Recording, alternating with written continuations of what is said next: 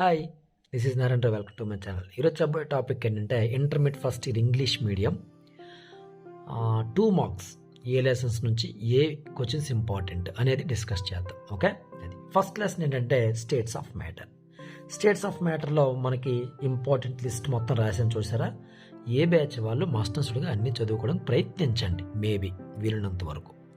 ఏదైతే ఇంతవరకు చదవలేదో దాన్ని మాత్రం ముట్టుకోకండి, కానీ మ్యాక్సిమం చదువుకున్నవన్నీ ఒకసారి రిపీట్ చేయడానికి ప్రయత్నించండి. ఓకే, అయితే ఇందులో డల్ పర్సన్స్ మాకు మ్యాక్సిమం అటెండ్ చేసుకుంటే సరిపోతుంది అనుకున్న వాళ్ళు ఎవరైనా ఉంటే నేను చెప్పిన చదవండి చాలు.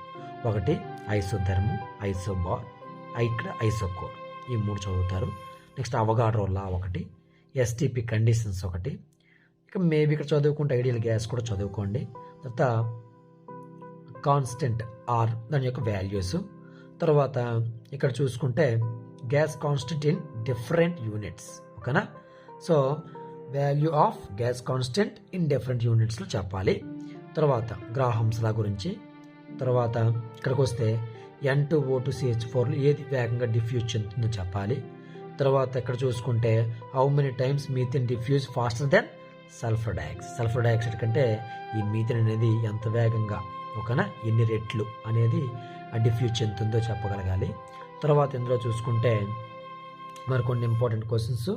ఒకటి బోల్జ్మన్ కాన్స్టెంట్, దాని యొక్క వాల్యూ కూడా రాయవలసి ఉంటుంది. రిమైనింగ్ అంతా మీకు ఆప్షనల్ అనమాట. ఇక్కడ డాల్టన్స్ లా, ఓకే, డాల్టన్స్ లా మ్యాక్సిమం చదువుకోవాలనుకుంటే చదవండి. సో ఇది మీకు ఇందులో ఉన్న ఇంపార్టెంట్. ఇంకా రిమైనింగ్ ఒకరు చూసుకుంటే మనకి క్రిటికల్ కాన్స్టెంట్స్ టచ్ చేయండి ఒకసారి. నెక్స్ట్ సర్ఫేస్ టెన్స్ను టచ్ చేయండి. ఈ 3 మాత్రం మాస్టర్స్గా మీరు చదువుకొని వెళ్ళవలసి ఉంటుంది. ఓకేనా, ఇది సమ్స్ అనమాట. Calculate KE, kinetic energy calculate చేయాలి. 5 moles of nitrogen at 27 degrees centigrade. ఇది 4 grams of methane 73 degrees centigrade అనమాట. ఇది చూసుకుంటే 3 grams of hydrogen, 4 grams of oxygen ఇచ్చాడు.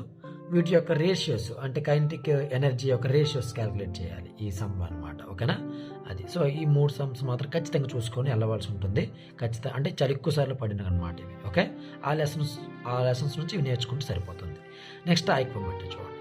స్టాయిక్యోమెట్రీలో చాలా తక్కువ వస్తాయి, ఎందుకంటే స్టాయిక్యోమెట్రీలో ఎక్కువ సమ్స్ మీద ఆధారపడుతున్నాడు కాబట్టి సమ్స్ మీరు మస్ట్గా చూసుకుని వెళ్ళవలసి ఉంటుంది. సమ్స్ తర్వాత మీరు చదువుకోవాల్సిన క్వశ్చన్, కొన్ని థియరీ క్వశ్చన్లు కూడా టిక్ పెట్టాను చూడండి. ఫస్ట్లో ఇది చూడండి ఒకసారి. Number of moles glucose are present in 540 grams of glucose. Okay, so ఎన్ని మోల్స్ ఉన్నాయో చెప్పాలన్నమాట. ఈ 540 grams గ్లూకోజ్లో ఎన్ని మోల్స్ ఉన్నాయో చెప్పాల్సి ఉంటుంది. Okay, next calculate the weight of 0.1 mole of sodium carbonate. Okay, next ఇక్కడ చూసుకుంటే ఇంపోరికల్ ఫార్ములా CH2O ఇచ్చాడు.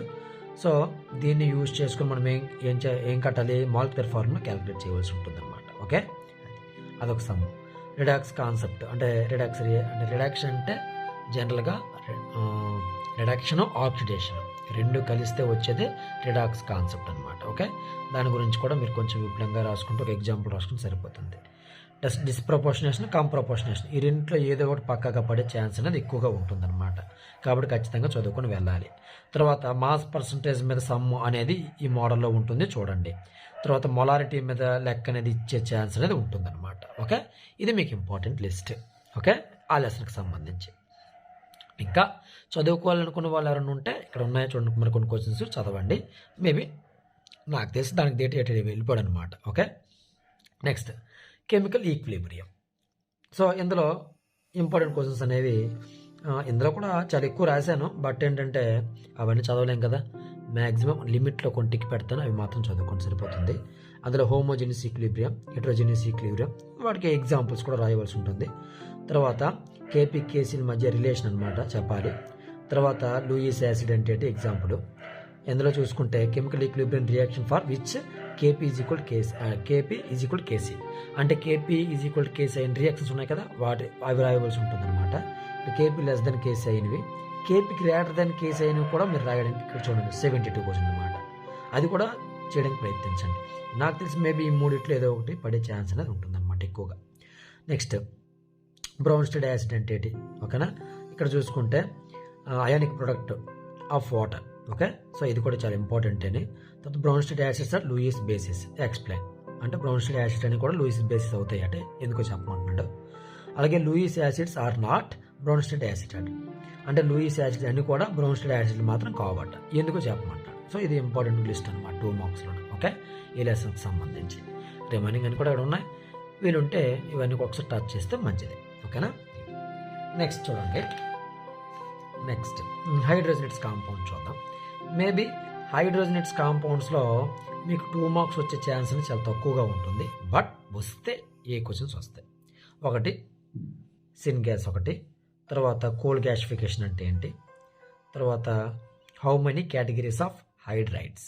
ఓకే, ఇది ఒక క్వశ్చన్. నెక్స్ట్ నువ్వు చూస్తే ప్రొటాలసిస్ ఆఫ్ వాటర్. ఓకేనా, ఇది ఒకటి ఇంపార్టెంట్, ప్రొటాలసిస్ గురించి చెప్పమంటాడు. నెక్స్ట్ క్వశ్చన్ చూడండి ఒకసారి. Water behaviour as and amphoteric substance in the Bronsted sense, how do you explain. ఓకేనా, అంటే వాటర్ అనేది జనరల్గా డ్యూయల్ నేచర్ కలిగి ఉంటుంది. ఓకేనా, అంటే అటు యాసిడ్ నేచర్ కలిగి ఉంటుంది, బేస్ నేచర్ కలిగి ఉంటుంది. సో అది ఏ విధంగా కలిగి ఉంటుందో ఒక ఎగ్జాంపుల్తో వివరిస్తే సరిపోతుంది అనమాట. ఓకే, ఇది అందులో. నెక్స్ట్ ఎస్ బ్లాక్లో చూడండి. ఎస్ బ్లాక్లో కూడా చాలా ఇంపార్టెంట్ క్వశ్చన్స్ ఉన్నాయి. బట్ అందులో లిమిట్ మీరు చదువుకోండి. వీలుంటే చదవాలనుకున్న కాన్సెప్ట్ ఉన్న వాళ్ళు అయితే మ్యాక్సిమం చదవడానికి ప్రయత్నించండి. ఫస్ట్ క్వశ్చన్ చూడండి. Lithium salts are mostly hydrated, ఎందుకో చెప్పాలి. Next what happens when magnesium metal in burns in air.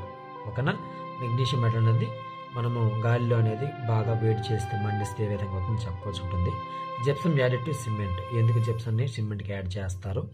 అలాగే remaining questions KO2 paramagnetic nature కలిగి ఉంటుంది. అలాగే ఎందుకో చెప్పాల్సి ఉంటుంది అనమాట ఈ క్వశ్చన్లోన. Alkali metals not found in free state in nature, అంటే ఆల్కలీ మెటల్స్ అనేవి జనరల్గా మనకు బయట విరివిగా దొరకవు అనమాట, ఎలా పడితే దొరకవు అనమాట, ఏదో ఒక దాంతో రియాక్ట్ అయ్యే దొరుకుతాయి, ఎందుకో చెప్పాల్సి ఉంటుంది అనమాట. Okay, next question. Potassium carbonate cannot be prepared by Solvay's process, why, అంటే ఈ పొటాషియం కార్బోనేట్ అనేది ఈ యొక్క సాల్వే ప్రాసెస్లో తయారు చేయలేమాట, ఎందుకో చెప్పమని చెప్తున్నాడు. ఓకే, నెక్స్ట్ ఇక్కడ ఈ 3 క్వశ్చన్స్ ఒకసారి చూసుకోండి ఒకసారి. Caustic soda and sodium carbonate and quick lime, ఈ 3 యొక్క ఇంపార్టెన్స్ అనమాట చెప్పాల్సి ఉంటుంది అనమాట. కాబట్టి ఖచ్చితంగా చదవాలి అది. ఓకే, ఆ 3లో మేబీ నా గెస్ కరెక్ట్ అయితే ఒకటి వచ్చే ఛాన్స్ అనేది ఎక్కువగా ఉందన్నమాట. ఓకే, నెక్స్ట్ క్వశ్చన్ ఏదైనా ఉందండి ప్లాస్టర్ ఆఫ్ ప్యారిస్ గురించి, అది 4 మార్క్స్లో చదవమని చెప్పాను ఇంతకు ముందు, ఇక్కడ కూడా చదువుకోండి. ఓకే, అది. సో నెక్స్ట్ 13th గ్రూప్ మీకు ఎందుకు ముందు చెప్పాను, మ్యాక్సిమం 4 మార్క్స్ వచ్చే ఛాన్స్ ఎక్కువగా ఉంది, 2 మార్క్స్ వచ్చే ఛాన్స్ లేదు. ఒకవేళ 2 మార్క్స్ వస్తే ఏ వస్తాయి. ఓకేనా, ఒకటి BF3 behaviour as Lewis acid. BF3 అనేది లూయిస్ యాసిడ్కి ఎందుకు పనిచేస్తుందో చెప్పాల్సి ఉంటుంది అనమాట. అల్యూమినియం యూజెస్, తర్వాత ఇనర్ట్ పెయిర్ ఎఫెక్ట్ అంటే ఏంటో చెప్పాలి, తర్వాత బోరాక్స్, కోల్మేట్. ఓకేనా, దీని యొక్క ఫార్ములాస్ రాస్తే సరిపోతుంది అనమాట. ఓకే, ఇంకా ఈ 13th గ్రూప్కి సంబంధించి అయితే, అంటే 13th గ్రూప్కి సంబంధించి మరి 2 మార్క్స్ అయితే మరి ఏమొద్దు, కానీ 14th గ్రూప్కి సంబంధించి అయితే కొన్ని క్వశ్చన్స్ అనేవి మీరు చదువుకుంటే బాగుంటుంది అనమాట. అవి మీరు ఇక్కడ చూపిస్తాను చూడండి ఒకసారి. 14th గ్రూప్లో 2 మార్క్స్ అనేవి ఏవి చదవాలి ఏంటి అనేది ఇక్కడ రాశాను చూడండి ఒకసారి. ఇదిగో ఇక్కడ ఉన్నాయి, ఇవి చదువుకుంటే 14th గ్రూప్ 2 మార్క్స్ చదవండి. ఓకేనా, అది ఎల్లోట్రోప్స్, ఇనర్ట్ పెయిర్ ఎఫెక్ట్, ఓకేనా, కార్టినేషన్ ఎఫెక్ట్ అనమాట. ఓకేనా, కార్టినేషన్ ఎఫెక్ట్ అంటే ఇండైరెక్ట్గా మీకు తెలిసి ఉంటుంది, గొలుసుల్లా ఉండాలన్నమాట, కార్బన్ నేచర్ ఎక్కువగా ఉంటుంది. ఓకేనా, తర్వాత సిలికేట్స్ గురించి షార్ట్ నోట్స్ రాయాలి, సిలికోన్స్ గురించి, తర్వాత ఫ్లోరిన్స్ గురించి షార్ట్ నోట్, డైమండ్ హార్డ్గా ఉంటుంది ఎందుకు చెప్పాలి. ఓకేనా, ఇవన్నీ 2 మార్క్స్లో మోస్ట్ ఇంపార్టెంట్ అనమాట. ఓకే, మ్యాక్సిమమ్ 14th గ్రూప్లో 2 మార్క్స్ వచ్చే ఛాన్స్ అనేది ఎక్కువగా ఉంది కాబట్టి 14th గ్రూప్ చదవండి. 13th గ్రూప్లో పెద్దగా రావు అనుకుంటాను మేబీ, నా గ్యాసింగ్ కరెక్ట్ అయితే. ఓకే, అది. Next and last organic chemistry ఒకసారి చూసుకుంటే, ఆర్గానిక్ కెమిస్ట్రీలో మేబీ 99% IUPAC నేమ్స్ అనేది నేర్చుకోండి. మన ఛానల్లో IUPAC నేమ్స్ అనేది షార్ట్ కట్లో ఏ విధంగా నేమింగ్ అనేది ఇచ్చుకోవాలి ఏంటి అనేది నేను చెప్పాను. ఒకసారి ఆ వీడియోస్ చూస్తే మీకు ఇంకా ఈజీగా అర్థమవుతుంది అనమాట. మ్యాక్సిమం IUPAC నేమ్స్ మీదే 100% వచ్చే ఛాన్స్ అనేది ఎక్కువగా ఉంది. ఓకే, ఒకవేళ IUPAC నేమ్స్ తప్పితే ఒక 2-3 క్వశ్చన్స్ ఉన్నాయి. ఒకటి ఎథిలీన్ యొక్క కన్ఫర్మేషన్స్ అనమాట. ఓకేనా, సో ఇది మీకు లాస్ట్ ఇయర్ పడిన 2 మార్క్స్ క్వశ్చన్ అనమాట ఇందులో. ఓకే, నెక్స్ట్ ఈథేన్ యొక్క ప్రిపరేషన్ ఉంది చూడండి ఒకసారి. వుడ్జ్ రియాక్షను, ఒక కోల్బెర్ రియాక్షన్ ఉంది కదా, మేబీ అది కూడా ఇంపార్టెంటే 2 మార్క్స్కి. అది ఒకసారి చూస్తే చాలా బాగుంటుందని నా యొక్క ఇన్నర్ ఫీలింగ్ అనమాట. నెక్స్ట్ ఇందులో మరికొన్ని క్వశ్చన్స్ ఉన్నాయి, బట్ ఏంటంటే విడిచిపెట్టేయండి, తప్పేం లేదు. అవి తప్ప మరి వేరే వచ్చే ఛాన్స్ అనేది లేదు. ఒకవేళ ఫంక్షనల్ ఐసోమెరిజం గురించి చదువుతామంటే చదవండి. ఓకే, ఇది మీకు ఎక్కడైనా ఫ్యూచర్లో కూడా ఉపయోగపడే ఛాన్స్ అనేది ఉందన్నమాట. అది నెక్స్ట్ థర్మోడైనమిక్స్లో మీకు 2 మార్క్స్ వచ్చే ఛాన్స్ లేదు, విడిచిపెట్టేయండి. దాని గురించి ప్రత్యేకంగా మీరు ఏం చూడకండి. చదవాలనుకుంటే థర్మోడైనమిక్ ఫస్ట్ లా ఒకటి చదవండి అంతే, అది 4 మార్క్స్ కూడా యూజ్ అవుతుంది కనుక. ఓకేనా. Next environment chemistry. Environment chemistry మస్టన్సుడుగా ఇక్కడ ఉన్న అన్ని క్వశ్చన్లు చదవండి. ఏది టిక్ పెట్టింది టిక్ పెట్టలేదు అని కాకుండా మ్యాక్సిమం ఎన్విరాన్మెంట్ కెమిస్ట్రీ అన్నీ చదవండి. ఎందుకంటే ఇక్కడ మీకు పబ్లిక్లో ఈ లెసన్ నుంచి 2 మార్క్స్ అనేవి వస్తాయి. కాబట్టి మ్యాక్సిమం చదవండి. COD, BOD, green house effect, acid rains, ఒకనే తర్వాత డిసడ్వాంటేజెస్ యొక్క యాసిడ్ రైన్ యొక్క డిసడ్వాంటేజెస్, స్మోక్ మిస్ట్ అంటే ఏంటి, క్లాసికల్ స్మాగ్ అంటే ఏంటి, తర్వాత ఫోటోకెమికల్ స్మాగ్ అంటే ఏంటి, తర్వాత పిఏఎన్ అంటే ఏంటి, తర్వాత ఓజోన్ హోల్ అనేది ఏ విధంగా ఏ విధంగా ఏర్పడుతుంది, ఇవన్నీ 2 మార్క్స్ చాలా చాలా ఇంపార్టెంట్ అనమాట. ఇవన్నీ కూడా మన ఫ్యూచర్లో కూడా చాలా ఎక్కువ వీటి గురించి తెలుసుకోవాల్సి ఉంటుంది. మనం ఆల్రెడీ 10th క్లాస్ వరకు నేర్చుకున్నాం వీటి గురించి, కాబట్టి ఒకసారి టచ్ చేయండి, చాలా చాలా బాగుంటుంది కాన్సెప్ట్ అనేది. ఓకేనా. అది ఇవే మనకు 2 మార్క్స్ అనమాట. ఓకే, ఇవి చదువుకుంటే సరిపోతుంది. మేబీ 8 to 9 మీరు అటెండ్ చేయగలరు. మిగతా 1 or 2 అనేది మీ యొక్క కష్టం మీద, హార్డ్ వర్క్ మీద ఆధారపడి ఉంటుంది అనమాట. ఓకే, సో ఈ టాపిక్ నచ్చినట్లయితే ఖచ్చితంగా లైక్ చేయండి, షేర్ చేయండి, మీ ఫ్రెండ్స్ అందరికి తెలియజేయండి. నెక్స్ట్ టాపిక్తో మళ్ళీ కలుద్దాం. Bye bye.